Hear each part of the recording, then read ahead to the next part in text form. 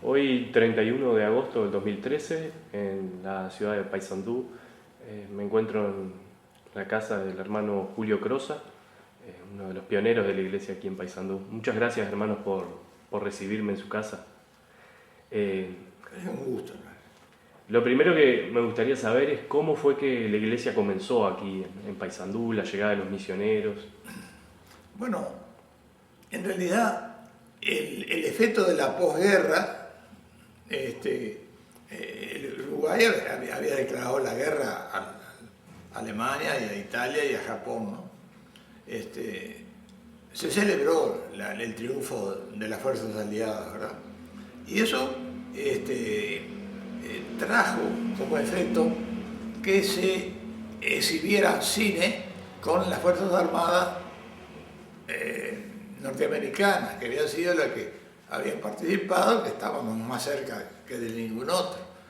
Eso causó un efecto de que una admiración, ya sea por el traje, por la presencia de la persona, de los marines y esas cosas, que hizo que, sobre todo las muchachas, admiraran a esos soldados, ¿no? a esos marines. Entonces se fue creando un ambiente, se empezó a usar la goma de mascar, que no era típico. Paysandú es una colectividad de descendientes de españoles e italianos, sobre todo italianos, entonces, con otras costumbres más sencillas, menos ostentosas. Bueno, eso fue el principio de la cosa. Cuando llegaron los misioneros acá, a Paysandú, en el año 1948, fueron, en cierto modo, bien recibidos. Muchachos jóvenes, no sabían, la gente no sabía lo que predicaba y lo que enseñaba. Más bien fue recibido en un estímulo social, una pretensión social más que religiosa. También los misioneros le empezaron a enseñar inglés. Bueno, muchas personas se acercaron, sobre todo gente joven, mujeres.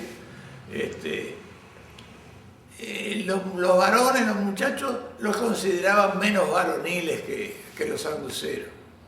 Tampoco sabían porque muchos de los líderes de nosotros estuvieron en los campos de batalla y esas cosas que nosotros nunca estuvimos.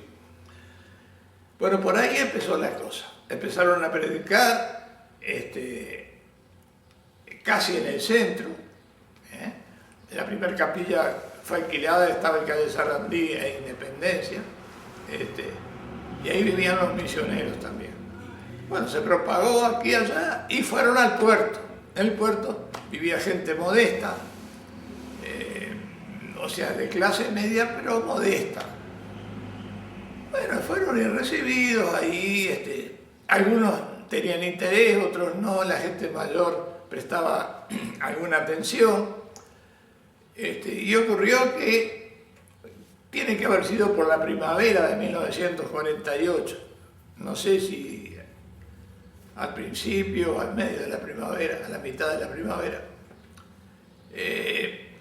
fueron a la casa de una prima hermana de mi padre por parte de madre.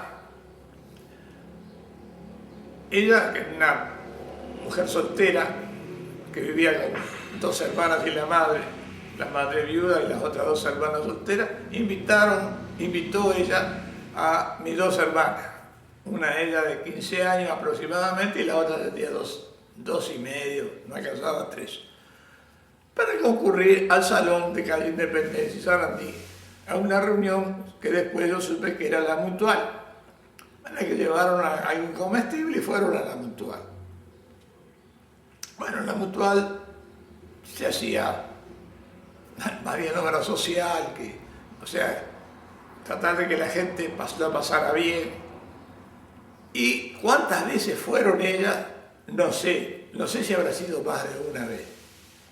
La cosa está que en el barrio, los otros parientes de esta parienta mayor que llevó a mis dos hermanas, Tenía a lo de casa otro pariente, ella vivía en la misma manzana y éramos todos, estábamos todos cerca.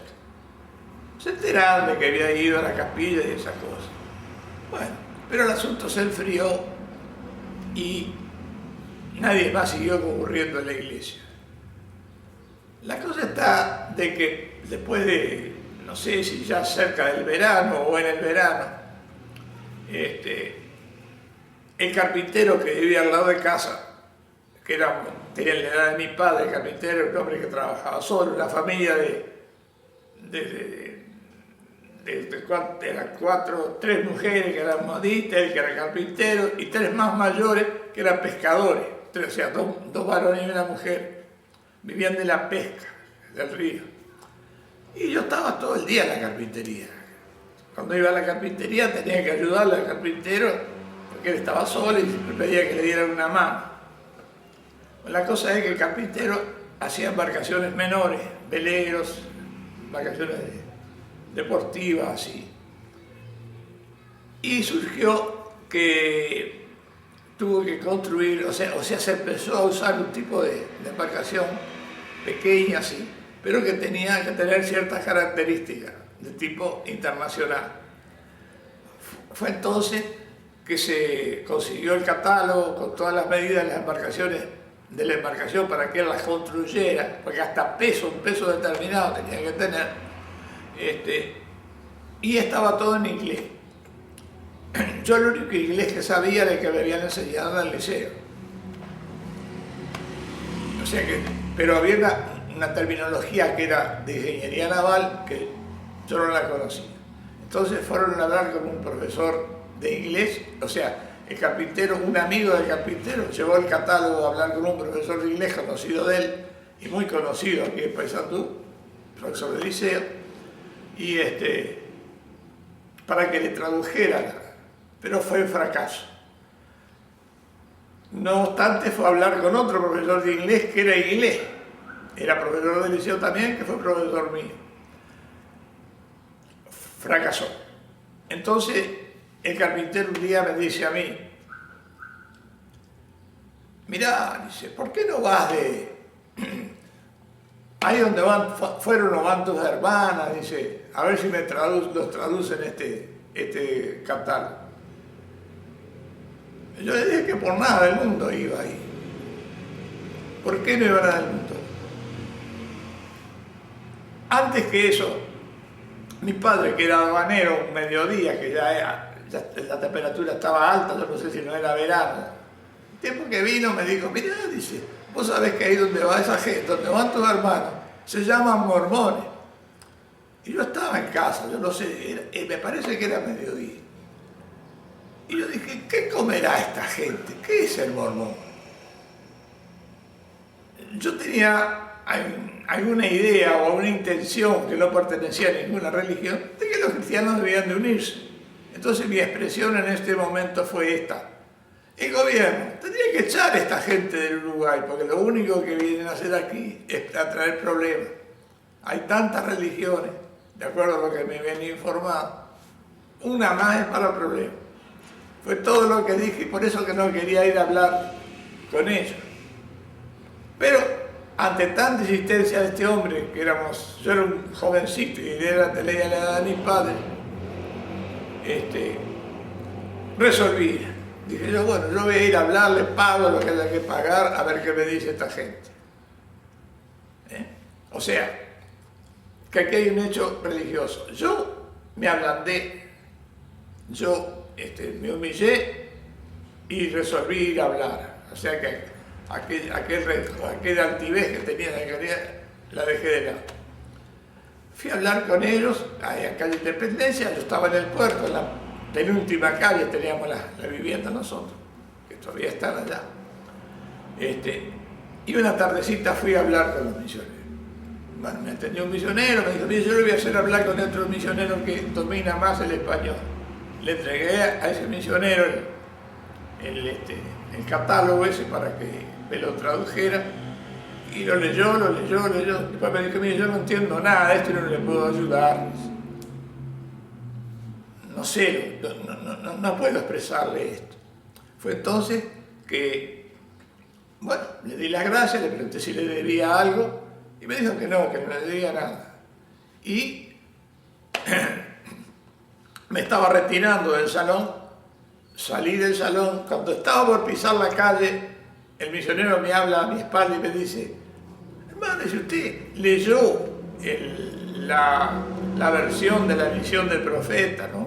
El manual con la visión del profeta. Yo le dije: no, le digo, yo no lo leía esto. Yo le voy a regalar uno, me dice.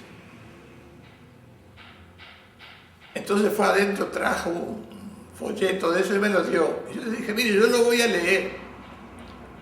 La otra acción que yo hice fue esta, que yo prometí leerlo. Yo tenía que hacer unas cuantas cuadras para ir hasta calle Garzón, de ahí de calle Independencia. Como 8, 9, 10 cuadras. Yo pasaba por unos cercos sucios, llenos de maleza, mientras iba hacia abajo, hacia el oeste, hacia el puerto. Podía haberlo tirado ahí, o roto y tirado. Lo llevé en el bolsillo, fui a donde estaba el carpintero, el constructor y el pintor, que los tres que me esperaban, que eran los amigos del carpintero y amigo mío, y que habían intervenido en toda esta traducción.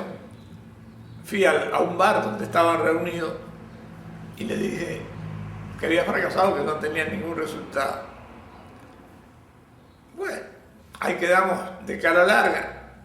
Y yo me fui para la casa que vivía, que era la casa de mi padre, que quedaba ahí pegado, era lindero con el negocio ese, pero había unos 20 metros más o menos de distancia, en la misma vereda, en la misma avanzada.